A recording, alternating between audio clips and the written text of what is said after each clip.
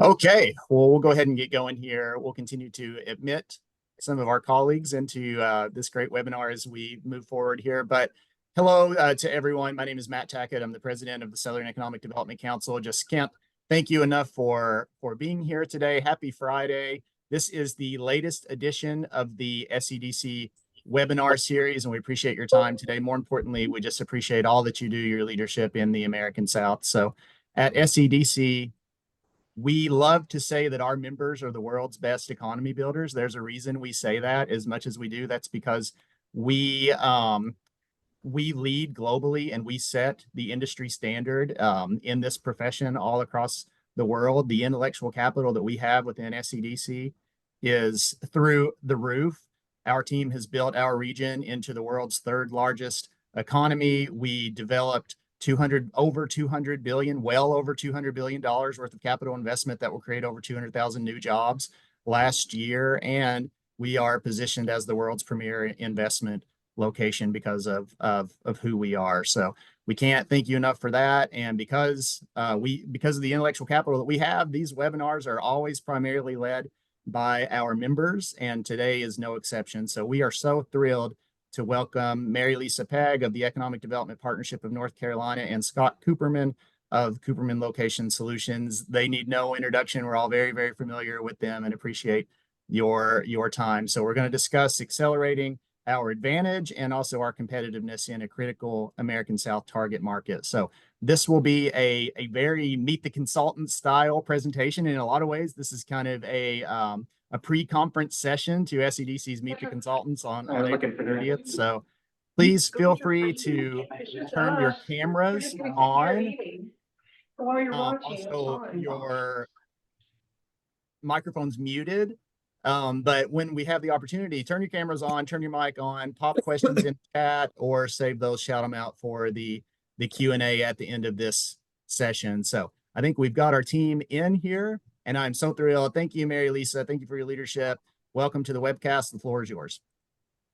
Awesome. Thank you so much, Matthew. We are so excited to host this panel today with our friends at SEDC. Just a few quick housekeeping things. If you all wouldn't mind muting your microphone, just unless you have a question you want to pop in, we're more than happy. Scott and I want this to be really relaxed and fun, and we're going to try to keep it really lively. So a quick shout out. I see some North Carolina names on here. Hey, Chris Johnson, and I think I saw Kara Brown in here, and Brenda Daniels, and Philip. So it's good to see some North Carolina faces, and we're super excited and appreciate you all joining. I don't want to take too much time. Again, my name is Mary Lisa. I lead food and beverage projects for the state of North Carolina, as well as our business development as it relates to food and beverage projects. I'm really excited when we started brainstorming of what this SEDC webinar could look like. My first call was to my friend Scott Kupperman, who many of you know very well. Scott manages a lot of food and beverage projects. So Scott, kind of want to bring you in. Give us just a little bit of your background and talk a little bit about, what kind of projects you've worked and what your role looks like at Kupperman Location Solutions. Well, thank you, Mary Lisa and Matt. First, let me give all my Southern friends a shout out from the great Southern city of Lake Forest, Illinois, about 35 miles north of Chicago, and grateful for you letting a Northerner in on your Friday afternoon. So as Mary Lisa said, I think I'm one of the few consultants who just focus on one industry. I started my own business about 13 years ago, and I decided I don't want to be a jack of all trades site consultant. I want to focus on something, and I had some clients in the food and beverage industry, and I just said, this is interesting, and this is what I want to run with. So I do this all over the country, and working in economic development is really important to me. That's my style. I want to be known as somebody who you can partner with, but just as importantly, I see a pretty small cross section of people in the industry. I'm one guy, doing consulting. I like hearing and learning as much as I can from people like you all who get exposed to lots of opportunities that I'm not a part of. So when I can do, get involved in things like this, it's I get excited about it, and we're here to share insight that we see, and we certainly want to hear from you guys as well. Absolutely. Thanks, Scott. And really appreciate Scott. It's so nice to have someone with his expertise, especially in something so focused around food and beverage. I always like to tell this story really quick, but when I first started in this role, I started to ask Scott what some of his what his advice was for me. We're going to share some of that as we get later into our conversation here. So our goal today is to start very big picture, and we're going to work our way down to kind of more specifics on projects and what we're seeing. So Scott, you and I have been a part of a lot of these types of conversations around food and beverage projects. You've had a unique opportunity to kind of understand what executives are seeing and some strategies that they're looking at. So let's start with the big picture here and what companies are facing when it comes to a location decision. Based on some of your interactions with food and beverage clients, specifically at the C-suite level, what do you believe is topping the list of strategic concerns that they're seeing from their leadership? Good question. So, I at all times throughout the history of these companies, when you think about it, they're responding to consumer demand. And the way people eat, what they care about, how they eat, when they want to eat, concerns over their health, how much money they have to spend on food, ebbs and flows. It is far from a static, kind of straight line list of concerns. So, what's going on right now? There's a, threat of a recession that hopefully we're coming out of.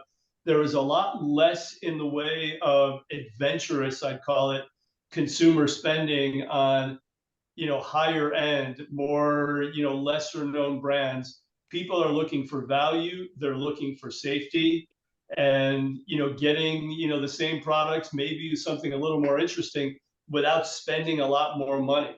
So food companies have no choice but to respond to that. You're seeing older products, kind of be repackaged in new ways. You're seeing a fair amount of consolidation in the industry, which is something we all got to keep in mind. Companies are looking for ways to cut production costs. You're starting to see some food production facilities come on the market, or, a company with 3 manufacturing, facilities narrow that down to 2. So that is going on out there. The other thing, believe it or not, that I hear a lot about is the effect that weight loss drugs are having on the way people eat. And it is prevalent enough that there's significant concern that people are just going to start eating less when they sit down, whether it's in a restaurant, going to a grocery store, portion size, serving size. That the thinking is that is all going to change. That's how impactful the whole line of GLP drugs is, and a lot of concern about that, and a lot of things that these companies have to respond to.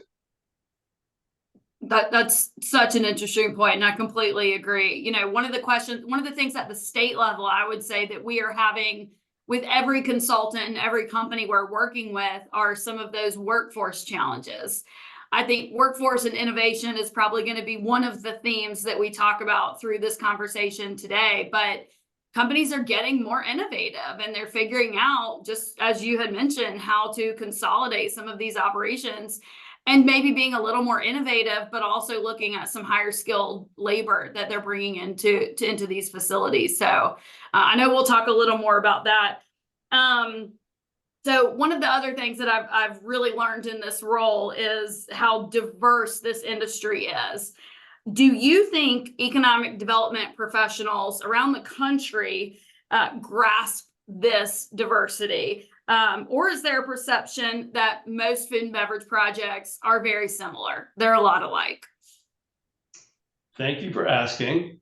The short answer, I think, is that the general economic developer, and I know that I don't, mean that to be the people on this webinar. No one on the call right now. I would say in general, that I think a lot of people think that this is kind of a formulaic target market or industry sector.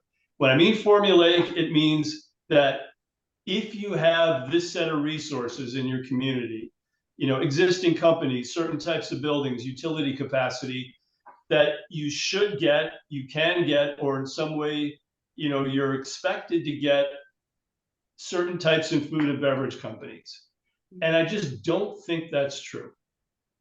I think that there is such diversity and differing types of needs and concerns about all the companies that fall under the food and beverage umbrella, which is really wide, that I think companies or people in economic development would be better off saying, let's break down this industry in some smaller segments, understand what the distinct needs are of each, and maybe try to get a little narrower on our brand messages as a region and what we try to attract. And this, we don't want to rehash the same thing you see at other economic development events. This is what we'd kind of like to share with you and as a bit of a different approach today. Yeah. Well, and Lisa, you're seeing, hopefully you're seeing a little bit of the same.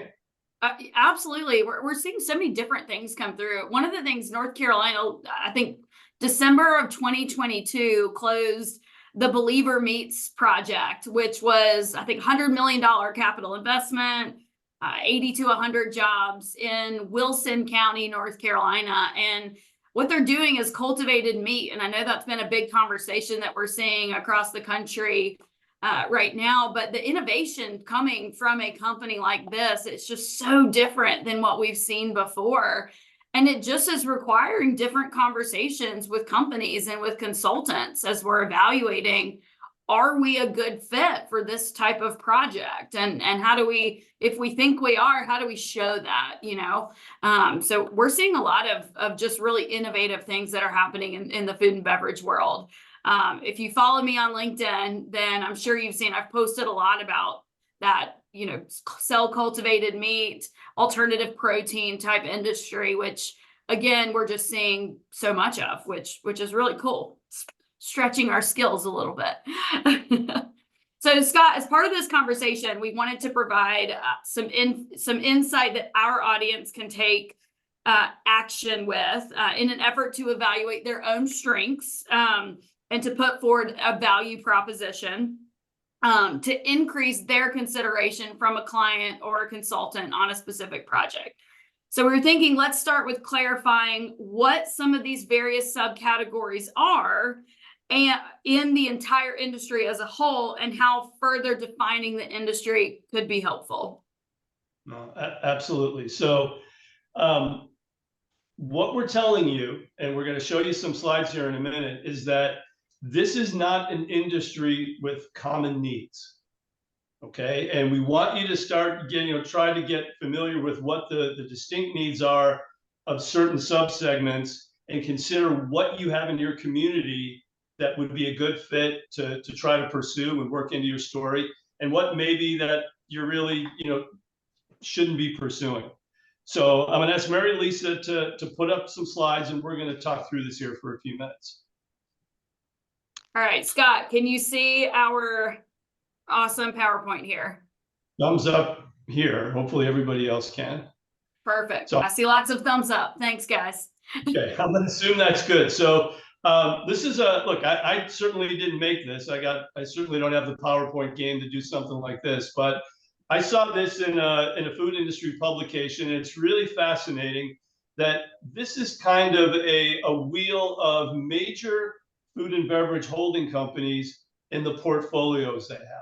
So this is kind of going to speak to the first category that I'm going to break this down to, and that's just companies that make ingestible, edible products. Okay, your average, your typical company that you probably see the bulk of in this industry that makes something that we all eat.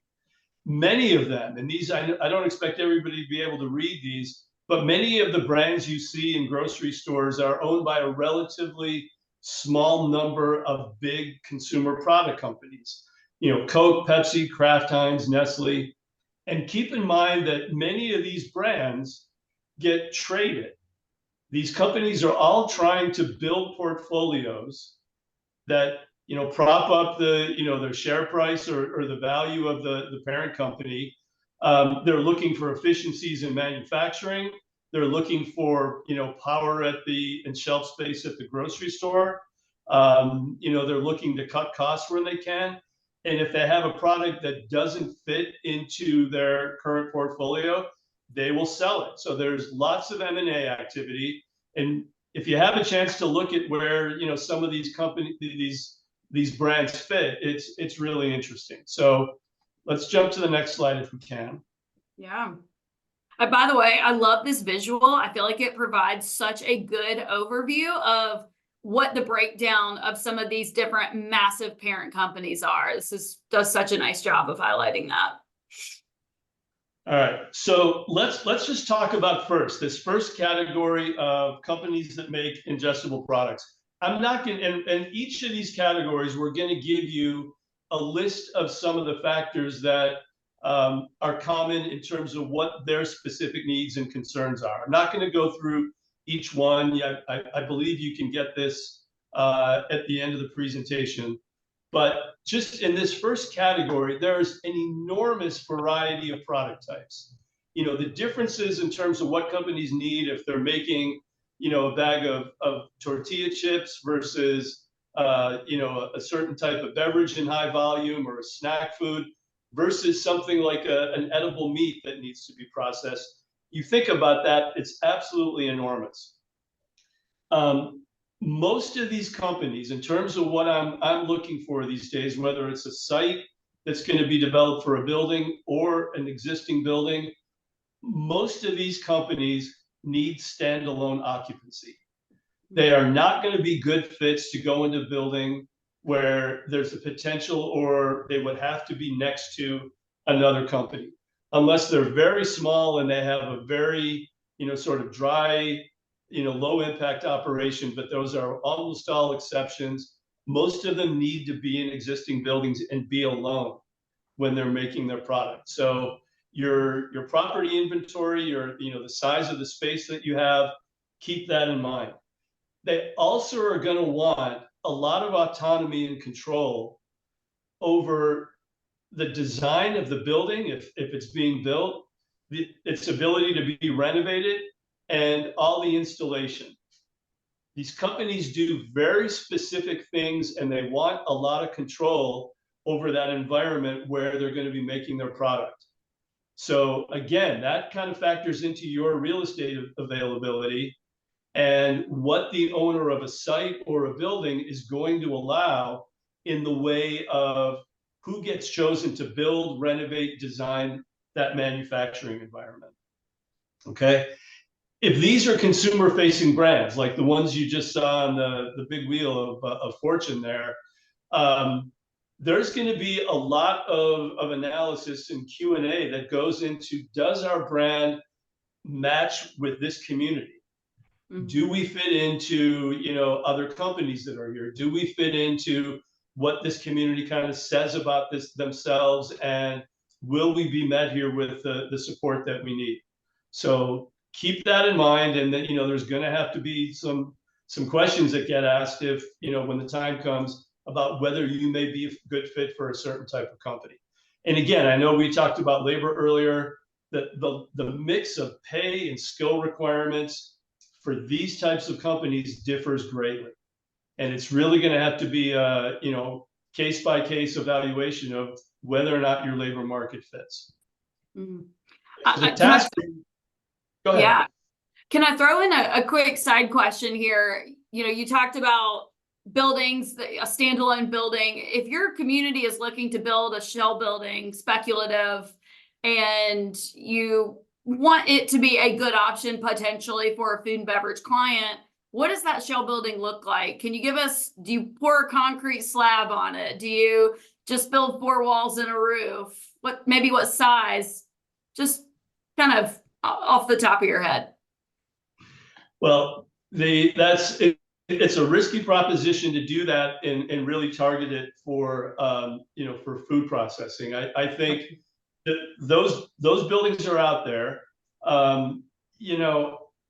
Typically the standard shell building is probably not of the construction type and robust enough to be able to easily translate quickly into a food processing environment. there's going to need to be typically a lot of work done inside of it. Do you pour floors? That's a common question. I guess the easy answer is probably no. Wait to understand what the specs of a tenant would be. The trade-off for that is that there's going to be some time involved to doing so. Typically the better food processing fits for those buildings are kind of low impact, more manual operations that maybe don't need a ton of renovation into a food processing environment. It can be done, but just know that what you're building is likely going to have to be renovated quite a bit, and understand you're going to have to live through that process. A lot of, certainly make sure it has the capacity to be served, with heavy power, gas, a lot of capacity for wastewater treatment. That could certainly help. I hope that answered your question. That was exactly what we were looking for. And some of it is just that it's just challenging these days. And, every food client is looking for something different. And especially when you start adding in layers like cold storage and all of those different components that or clean rooms, as Scott and I were chatting on the phone about the other day. So, Scott, okay, if I go to the next slide here? Yep. Yeah.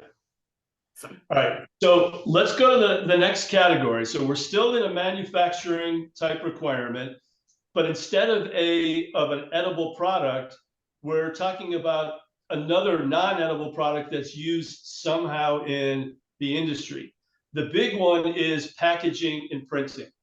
And I would urge all you guys to understand this is a real growth industry, okay? The reason being is that packaging is seen by the food processing industry as reducing waste, okay, as a way to add convenience to a certain product, and as an effective way to convey a brand message.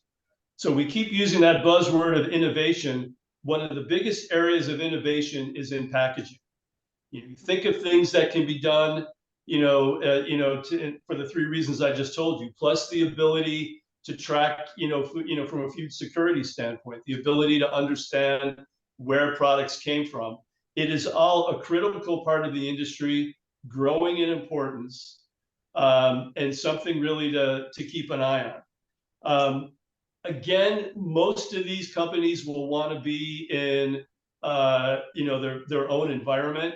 These containers, in many cases, hold edible products, and they need to be manufactured in something very close to a food grade environment. So they're going to be concerned about contaminants in other companies next door. They're still going to want more autonomy over their building design and construction, but probably not quite as adamant about it as somebody who's making an edible product. If there's plastics being involved, rail can become a factor into the mix.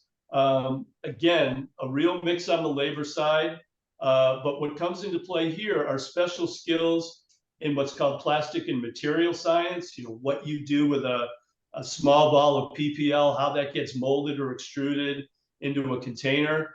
The whole skill of computer generated graphics, how you take something that's akin to art and text and put it on a container, and all kinds of skills related to security tracing. And that's where there's 4-year programs that really specialize in that could be of value.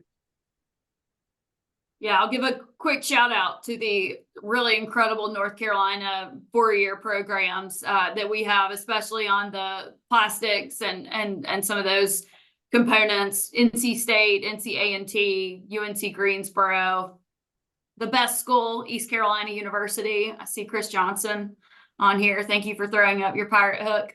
But absolutely, and I know we're going to get into workforce a little bit later too, Scott. So great points here.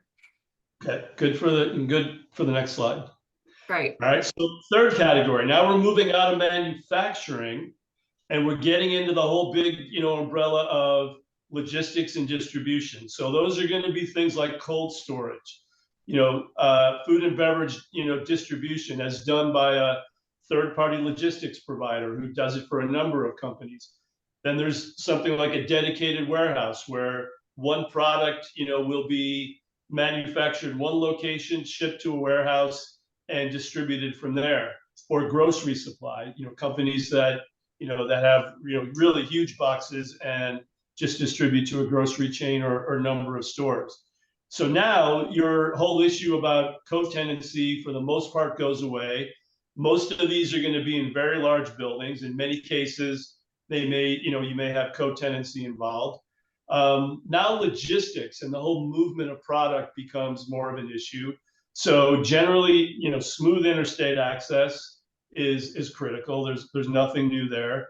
The ease of truck movements, the ease of trucks getting in, getting out, the ability to idle at a facility. What happens when trucks line up at a facility? Is there the capacity for them to wait in a place that's convenient? Those things all become, much more, important. Cold storage, we get asked, I'm sure, Mary Lisa, you get asked a lot about cold storage in communities. I don't do a tremendous amount in that segment. They are important. Many companies do need them, and need cold storage capacity. The whole, notion of e-commerce in the food industry and the need for storage of products, nearby is extremely important.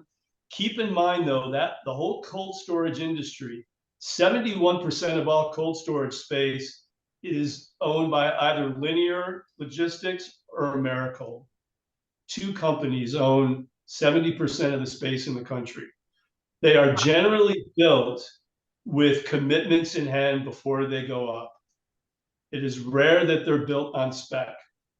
So before these buildings go up, they have commitments for a certain level of service in that location, and they know they're going to be filled with income, generating revenue going into place when they get built. So they are tough to attract if they don't have that commitment figured out. I did not know that. I wrote that little fact down, Scott. That's super interesting. Our North Carolina ports actually offer a one-day seminar on cold. It's called the Cold Chain Summit, I believe, and it's in April of every year. And it's a full conference focused on cold storage, which is really interesting. And North Carolina sees it in both the life science side and the food and beverage side. So we're seeing it from both sides. It is a big industry unto itself, and those, some of those two companies are managing huge real estate portfolios. Lots of building, lots of space. All right, we can head to the next one. Headquarters, everyone's favorite topic. Yeah. So now, now we're going down the list here, probably that's diminishing in terms of number of opportunities that we're all going to see that are out there. So, headquarters and back office, you've got, true headquarters that are really going to be in an office setting. They're likely to be very large operations. You almost always see them in a major metro area or in a suburban setting very close to a metro area. Why is because in this case, this is all about talent and finding people, from the, marketing, financial support, strategic, initiatives. You all want people to work in one location, and you got to do whatever you can in this economy to keep them. Back office operations are likely to be a little more remote. Typically, they're customer support centers or call centers for products that are distributed more on an e-commerce basis for a company like Harry and David that has a lot of mail order of specialty products. These big ones, are going to have very large employee counts, easily 250 or above. The big headquarters for food and bev or, restaurant chains, you're easily over 1,000 people. Most headquarters that you see, and it's so common though to see a headquarters function co-located with manufacturing operations, where essentially you have an industrial facility with a bigger office component, and maybe you've got 50 to 100 people there, and that is in effect their headquarters. It's far more common to see that kind of setup than it is to see, a true headquarter, or food related company.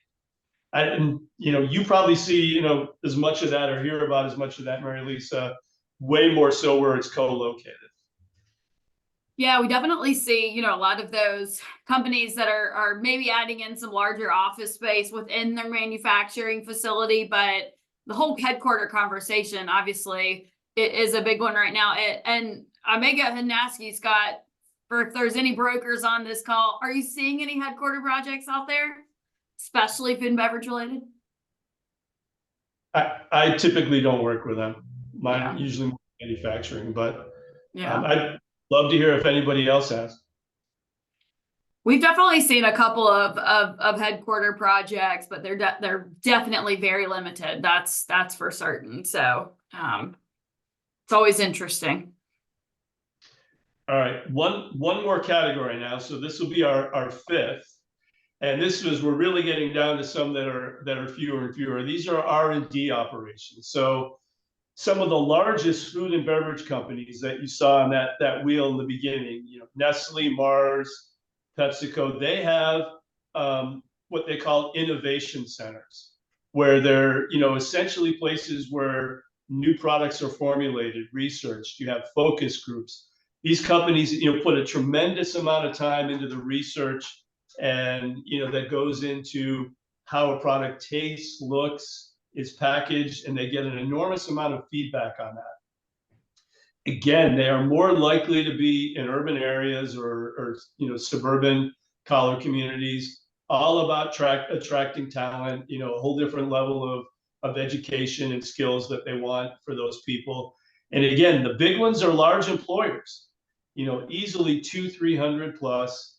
And again, they're going to a location because they want to maximize the interest of drawing talent there. So, urban core, suburban, development, like we said. And this is also going on, not only for human consumption, but for a lot in the way of food safety testing and, and animal welfare type, products as well.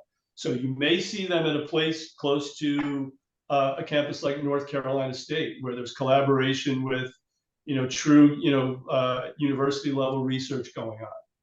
So I know there's a community and a cluster around NC State, if I'm correct. Yeah, you're absolutely right. And NC State has one of the best food science programs in the country. So one thing that I think has really helped North Carolina in this food and beverage space is the development of the North Carolina Food Innovation Lab, which is actually, it's through NC State, but it's actually headquartered right outside of Charlotte, in Kannapolis in Cabarrus County. So it's a really interesting facility. It's about 18,000 square feet, and they're calling it like a small pilot plant facility. And it gives either large companies who are mainly looking to maybe launch a new product, they need to do some testing, they can utilize this facility, but it also is a space for entrepreneurs who are looking to test new product, maybe do some small scale production of that product, things along those lines. So really has helped us. And it also means that when you have a facility like that, you've got people like Dr. Billy Mutis, who's the executive director of the North Carolina Food Innovation Lab, who is a resource for companies in North Carolina and continues to be a resource for those companies. So it really helps in a lot of different ways. And it's not just Bill, it's his entire team. So really impressive. I'm glad you brought up the R&D component, because that's been a huge driver for North Carolina. Absolutely.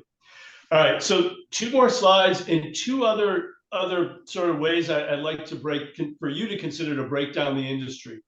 The past 5 we just showed you all relate down into breaking down the industry by function, by different types of activities that are going on inside the 4 walls. Now I'm going to show you 2 other things to consider that I need to consider when I'm looking for a location, that are a little bit more nuanced, and they probably both relate more to the manufacturing and industrial side. And there's a certain set of criteria or things that come into play when you have a consumer-facing brand that is making the evaluation. Say, one of the companies on the big wheel, So first of all, they're going to be very focused on what the entry and drive and appearance, what they call the window into their facility looks like. These companies bring lots of visitors, suppliers, potential customers, investors, employees into their facility constantly. And they care a lot about how it looks, who's around them, what people see when they get there, how easy that is. So just keep that in mind. So, they like to see something that where there's, at the very least, there's nothing that's a major turnoff in some way. They're going to want to see what evidence of other companies having thrived there. And this third bullet point is something that maybe we don't talk about enough or in the whole world of economic development, but they are going to be concerned about pending or enacted legislation that diminishes the rights of certain population segments. Okay, we don't have to get into this very deeply. It's not ours to solve. It's not our fault in any way. We all know what I'm talking about, but these are things that are part of the discussion now. And certain brands stand for certain things behind their products. That they purport to their employees, and these companies live their brand message. If you have, an issue that just is going to be, completely antagonistic to what their brand message is, you're going to have a challenge, and there may not be a hell of a lot that you can do about it. But I put it here just to make it clear, these discussions are happening, and they're part of the car talk that's going on out there. Mm-hmm. I would assume, Okay. even back to our first question, it's probably something that's happening at the C-suite level, and executives are trying to understand whether it's from the state perspective all the way down to a local community, because of course, across any state, they can look different from one side of the state to the other. 100%. And I've mentioned this before at various conferences or forums, and people have said, what do I do about it? How do I address this? And I think, I don't think people in site selection or these companies expect an economic developer to change legislation or, something that's been enacted. But I think it's fair to expect them to really understand how it's impacting your community, how other companies may be dealing with it, and just be candid about the day-to-day way other companies are being, affected by this legislation. Mm-hmm. Most site consultants don't always, need to hear good news. We're just looking for, truth and intelligence about what's really happening. And that's when, economic developers are deemed to be at the highest level of value, when they share that great insight candidly. Mm-hmm. Yeah. Being truthful, being open, being transparent, all good things that we can kind of keep in mind as state and local economic developers. 100%. All right, then one other kind of nuance here. One more slide. So look, there's some of these companies can be broken down in the category of being really good neighbors. If you visualize one of your industrial or business parks, there's companies that you would love to have. They don't emit anything, they don't have any kind of funky smell. They're not huge traffic generators. They're not stressing out your utility capacity. The building looks nice. Employees and trucks move in and out, in a way that doesn't upset the immediate area. And that's great. A lot of communities love to have them. Candidly, there's a whole list of companies in the food industry, just like there are in other types of heavy manufacturing, that may be something less than good neighbors. And they need more of a buffer. They need to be away from other uses because they do have some kind of smell. They do create a lot of traffic. Maybe they need to have outdoor storage of something as part of their process. Maybe in many cases, they have trucks with refrigeration units on them that idle at all hours of the night, and those diesel engines are loud, but they're doing something that may not be compatible with the rest of your community, industrial or otherwise. And there are many parks and locations that can accommodate that. And if you have some locations like that, and especially if you might be from a more rural area, don't be afraid to advertise that. These companies, these are good companies that just happen to have, call it more high impact functions. They need places to go. And they may not be a great fit in your beautiful industrial park that, with your high school right across the street. Well, So, and Scott, something to just consider.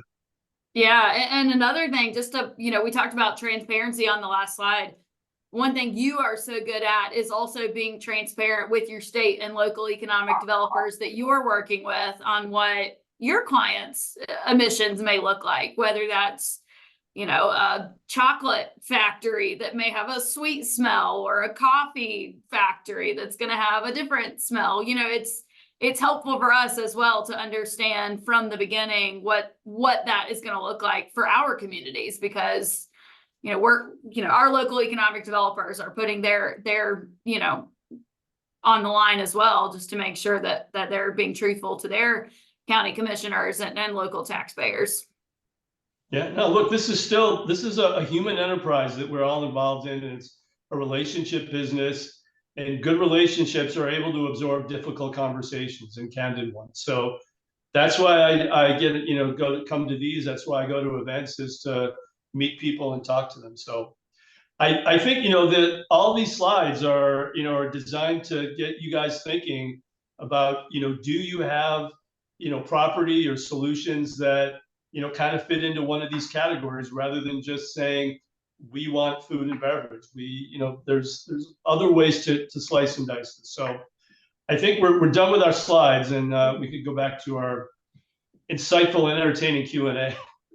And you can see our face better. So we've talked a lot about, these buildings and what all of this may look like, but I want to talk a little bit about marketing. So kind of going off what you were saying, we have some communities that may say, we want to focus on food and beverage, or they're doing some sort of like proactive marketing effort or a reactive response from teams across the country. So first, I just want to ask you, have you seen an increase in organizations who are claiming to target food and beverage?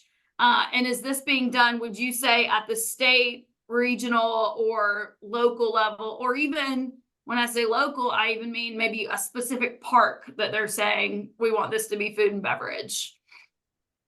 I would say maybe from COVID on, so call it 2020, for the last 4 years, there's been a major increase in the number of organizations that say they're targeting food and bev, and it's at all levels.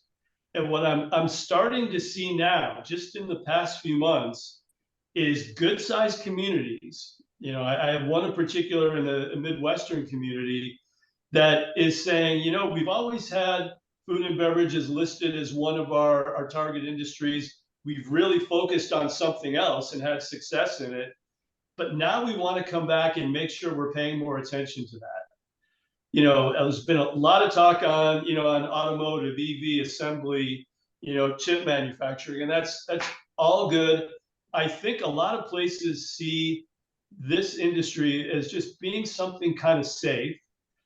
I also think there's more notoriety and recognition of the fact that many of these companies are doing some really cool stuff. They're not just cranking out millions of cans of Campbell's tomato soup. They're making interesting products. They're interesting brands. They are, have a brand message that a lot of communities want. Mm-hmm. So I think economic developers and leadership at the community level are saying, we really should make sure we go all in on letting the world know that this is a place where we want these types of companies. There's also so many unknowns in this automotive, EV, energy, all these different sectors that we're seeing. And you're right, food and beverage can be such a safe space and something that we're familiar with, So yeah. For an agreed. So for an organization to make a conscious decision to target food and beverage, and to do so convincingly. What factors do you think should they be able to demonstrate, whether through an RFI or even on the site visit? Well, let's start at the first point where there's not necessarily a project in play, and they're strategizing over whether or not they should do it. I think there's a few things that you got to be able to do, and it's not all that complicated. But if you can say to yourself and your residents, your elected officials, and say, you know what, we have some history of these types of companies being successful here.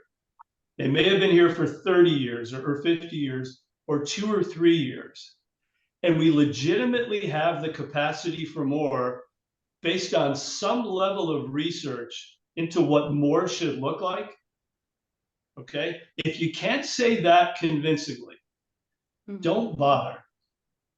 Right. Because it's going to be really apparent that you don't have a landing spot. You're a community that's probably better served for other types of companies, and that's fine.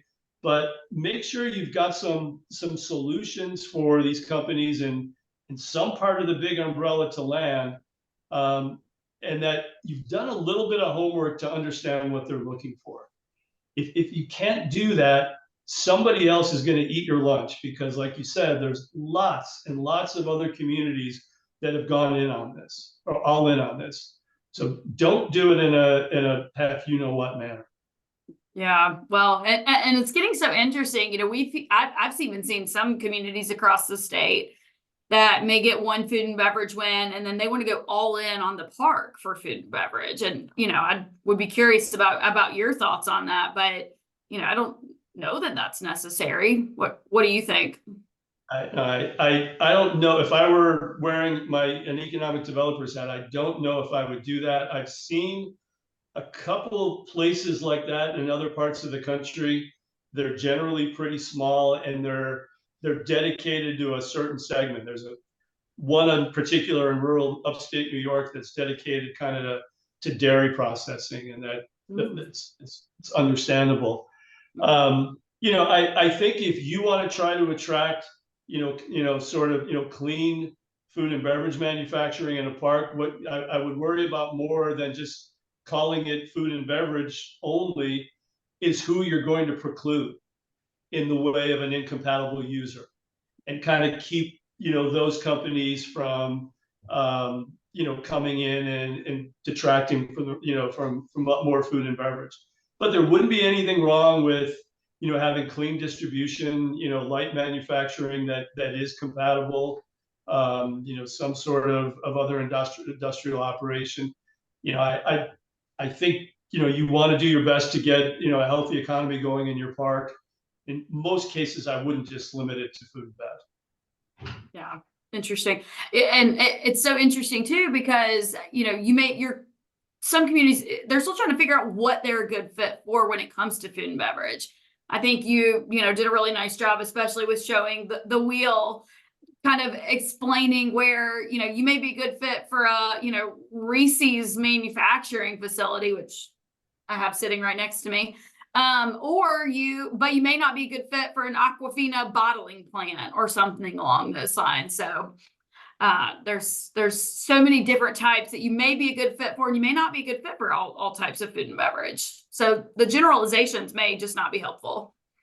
So I think the challenge, and I understand that, look, I've told you this on many occasions, you're one of the very few people in economic development at the state level who focuses on this one industry. And the challenge on the part of a lot of smaller economic development organizations, I think, is to have the ability and the resources to assign somebody, whether it's a director or somebody on their team, to say, your job is to learn a little bit more about what these companies need. Okay, and you got to figure out, what we have here in the way of available resources that's going to be a good fit.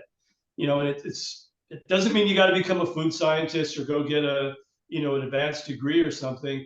It just means doing a little more research, a little more reading, and probably the easiest thing you can do is go to an existing head of a food facility or somebody who manages the HR function there, and just ask them a really simple question.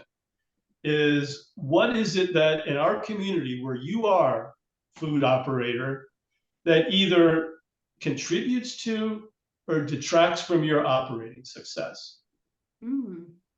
Okay, you'd be shocked how much you will find out about what your community does and doesn't do well, and how that can factor into your story about and your ability to attract more. This isn't rocket sciences. I love that. I wouldn't be here in this call with you guys. You're the rocket scientist to us of food and beverage, Scott. So, and it's so interesting. I know most states probably have some sort of existing industry team that supports a lot of those. So sometimes it's going to that team and saying, hey, as you're out there talking, you know, what are you hearing, especially as it relates to food and beverage, and maybe just being more cognizant of what that is. I mean, I know we'll talk about it in a second, but there's so many resources out there just to help to be successful in understanding what some of the themes and the trends are. And, you know, when some of these big mergers and acquisitions happen, it can change projects really, really quickly. So I want to keep with the marketing theme really quick. So put yourself in the shoes of a local economic developer who's tasked with improving the story and the value proposition of their community, specifically ability to be considered for food and beverage. What steps are you taking as a local economic developer to increase their food and beverage value proposition? Yeah, I would start by saying, learn about the industry and what's going on in your community, you know, food and beverage wise. So again, go back to that example of go to your existing employers, you know, in the segment, in the various parts of, you know, what's under the umbrella, and ask them that question. They are by far going to be your best resource to learn about what you're doing well and what you're not doing well. Some of it you can control, some of it you can't. The other is just, there's a few things to read to learn about the industry. Read the Wall Street Journal, which has a lot of coverage about the food industry. And not from a food science standpoint, from the business standpoint. And I told you when you first got your job, start reading a daily blog called Food Dive that is free. It's a daily newsletter that comes out, and it gives announcements on openings and, you know, merger and acquisition activity and why companies are making investments and, you know, what the business justification is for that. It'll help you learn about the industry, and it's really, really interesting. You're not going to have to learn about, you know, how Pepsi is made. It's, you know, why did they buy Doritos? Why is Hershey now a big player in sweet and salty snacks as opposed to chocolate? All those things will give you background about what you need to know. And you know, then you got to take that and apply it to your own community. What do you have in the way of property solutions? What do you have in the way of utility capacity?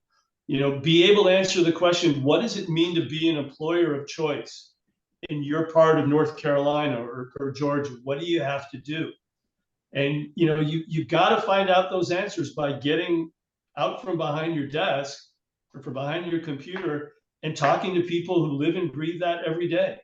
The more of all that you can capture, the more you can convey, whether it's in your marketing material or just as importantly on a site visit, when you got me and my client there who just want a really smart, resourceful economic developer, that's how you're going to stand out in those moments and be a rock star.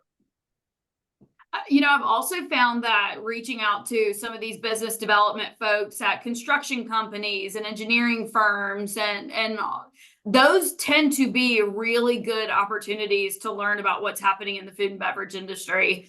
I know North Carolina, we're heading out to Natural Products Expo in March. Those are really good opportunities to understand what's happening. Obviously, they can be expensive, but if you have the opportunity, it's a really good way to just understand what's happening in the industry and to meet with some key players while you're there. So I always try to get Scott to come with us. One of these days, I'm going to get you to fly out to California and stand at the North Carolina booth with us, Scott. With a card that says I'm from Chicago. Exactly. So I'm going to skip down a little bit. I know we're getting close to our hour limit here, but most of what we've discussed so far is about efforts to maximize being considered. So let's just talk a little bit about kind of what it takes to win the project. So what advice can you give as far as specific objectives to focus on as part of a site visit with a consultant or with a company directly that may be specific to food and beverage projects?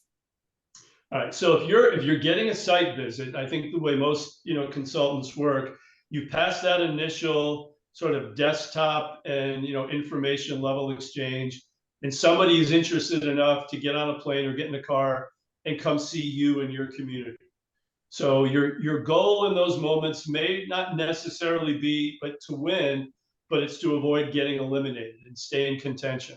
So first and foremost, just don't make assumptions about what the consultant and the company, what they want.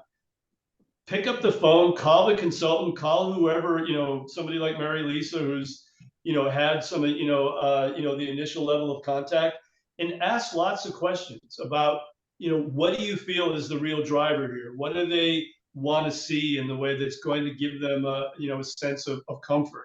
What do you want to know about labor? What do you want to know about real estate?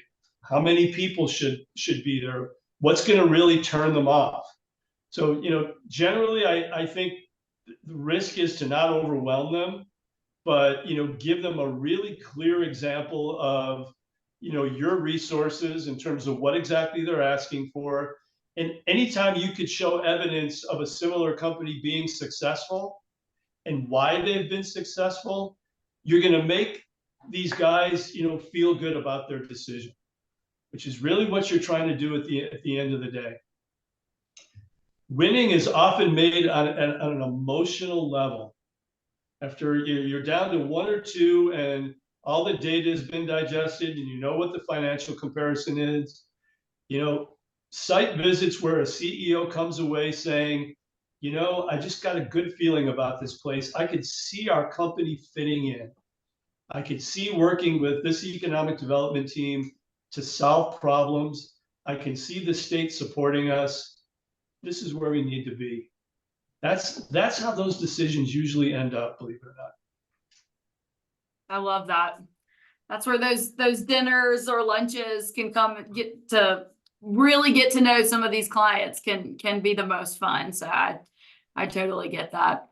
Are there any concerns which have been more recently brought up in conversations that you're having between you and your clients that you think local economic developers and teams should be aware of prior to a visit?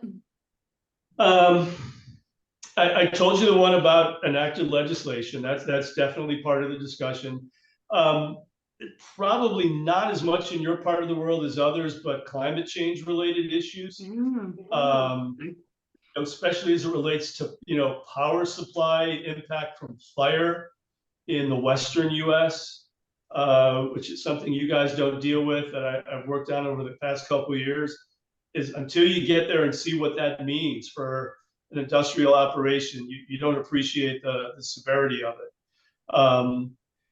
And generally, the affordability and availability of housing stock, you hear lots of communities really struggling with that. Is there housing nearby to meet, that's affordable in the sense that this workforce, this pay grade can live there without having to commute, an hour each way? That gets to be more and more of a challenge, but those are probably the three you hear the most of. Yeah. And I feel like these days we can't get through an economic development conversation without talking about workforce. And it seems like every client that we have in, and we recognize that workforce is a challenge right now, both, highly skilled workforce and semi-skilled workforce, and how we're showing a client that's coming through that we're going to, not only do we have the labor availability, but here's how we're going to get creative to support you getting up and running and help you to retain your employees. Labor market intelligence, sharing stories about programs, that's going on at the high school level or the vocational level or university level if you have one, and how specifically those organizations are interacting, with companies as they start up. That kind of intelligence is just as important as sharing raw data or reports from MC or Jobs EQ. Being able to say, I'm going to set up an interview for you with this company because they're deemed to be a great employer. Their turnover is 5% as opposed to 30%. I'm going to set up a meeting for you and your client to go talk to them and understand what they're doing. That's even more important, I'd say, than data these days. Yeah. Well, and even, some of the qualitative components about in this community, what shifts work, what are you seeing, 12 hours or 8 hours or, different times of the day, what works for this community and how are you successful in that? I feel like that's another thing that we've seen. Absolutely. All right. I think you kind of answered this one. This is really our last question, but I just think this is a fun one. So I thought I'd see if you had anything. Can you think back on any specific moments with any of the clients that you've worked with to where the decision came down to like some specific thing, some specific moment, a conversation at a dinner or something that really set, that shortlisted site ahead of maybe another one? Every project has something different, and in many cases it's a factor I don't know about. Just I'll hear from a client, right before they're about to make a decision that they felt good about this community for some particular reason. I'll answer your question and maybe in a backwards way about why companies at the very end get eliminated. And there's been a handful of cases where there's been a very slight breach of trust because of confidentiality not being respected.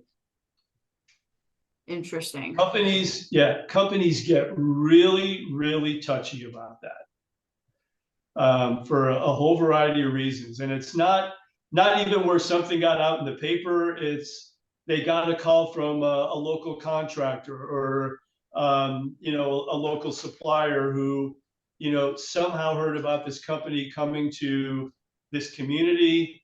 It was still supposed to be confidential, and they made a call to the CEO, and that makes them skittish. In some cases, you just can't control that. It's people doing their job, but it's taking that seriously at the economic development level is just as important as ever. Yeah, and some partners get really creative on asking questions to get some insight into projects. So it's always a good reminder to be aware of that. I thought you were going to say our awesome dinner with Hans Kissel that announced in 2022 in Gaston County, North Carolina, but I'll let that one slide, Scott. Yeah, well, a good barbecue in North Carolina always, has a chance to win a project. Yes, yes. Oh, I see Lee Cockram here from one of your biggest fans, Scott, who's dropping off in the chat and says thanks. We will stay on for just a minute here. If anyone has any questions, feel free to drop them into the chat. I should have mentioned that as we were going through. I don't think I saw any. Most folks had another call at 3 o'clock and are jumping off. But Scott, this was so helpful. Thank you so much. It's always great to hear, especially someone with, not only your site selection insight, but just insight into food and beverage specifically. It's so helpful just to understand what you're seeing from a food manufacturing standpoint. So I really, really appreciate you joining this afternoon. Very glad to be here. Love to answer questions if anybody has them. Yeah, feel free to unmute yourself or send it through the chat, and we're happy to. I'm monitoring this here, so we're happy to answer any of those questions. Can I answer a question quickly? Yeah. Hey, Carly. Hi, my name's Carly. I'm with Gray Construction, and I have a question. Scott, you were talking about the growth trend of the packaging. So for primary packaging in the food world, does that also apply, like you were saying, some need the food grade environment? Does that also apply for pet food packaging? Oh, good question. Carly, I don't know enough about food, food packaging to give you a clear answer. The little I know is that it's very different in the food world if you're making a dry product versus something that's wet. A whole different level of standard, and just as you would have with human products. I've worked with a few companies that were, that make. It's a big deal in the food packaging world to have, the big bags of dry pet food to make sure they don't break, because retailers go crazy when that stuff spills in a store. And like Walmart has rules about the strength and capacity of those bags, so they don't have to clean that up. There's a whole world of packaging companies, and a couple that I've worked with out of Latin America that make fibers and that go into those bags to make them almost puncture proof. And I'm just riffing on this now. I know I'm not answering your question, but This is great. it is a world unto itself. And the shorter answer is I don't know enough about it to give you a reliable answer. I'm sorry. Oh, no, that's great. Thank you. I appreciate it.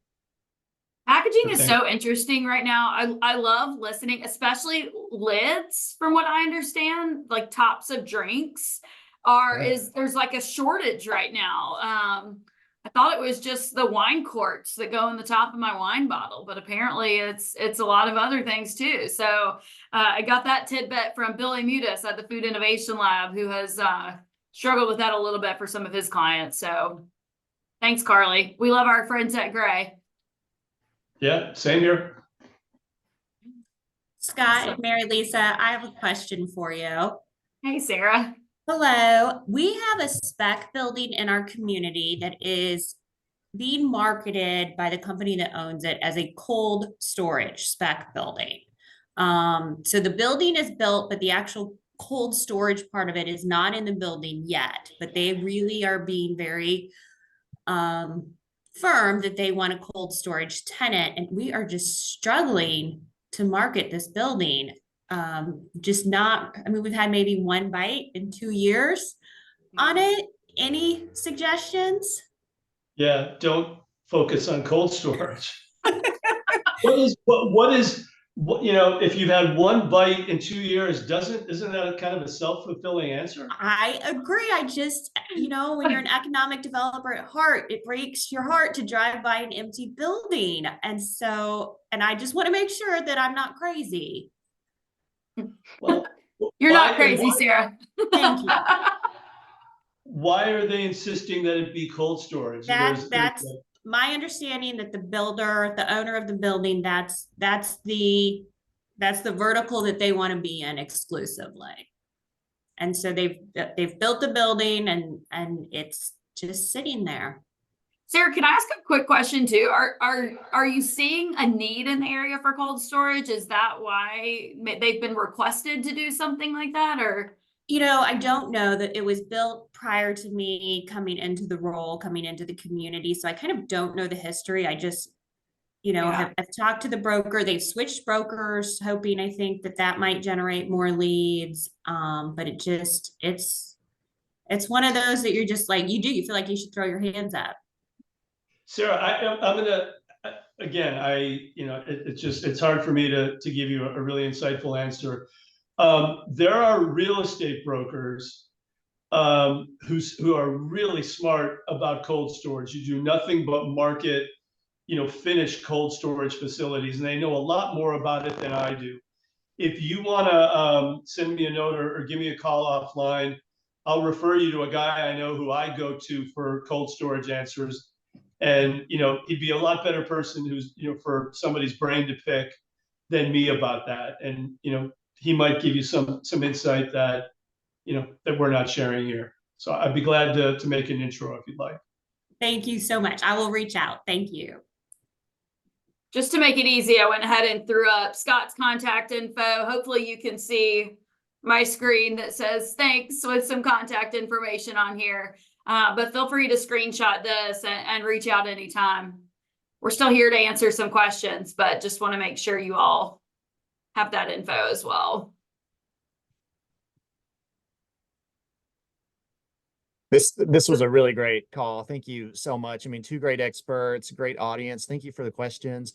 Scott, thank you for your expert inside opinion, and Mary Lisa as well for facilitating this in such a way that gave us all so many great takeaways for our community. So we cannot thank you enough. Before we break, does anyone have any final words?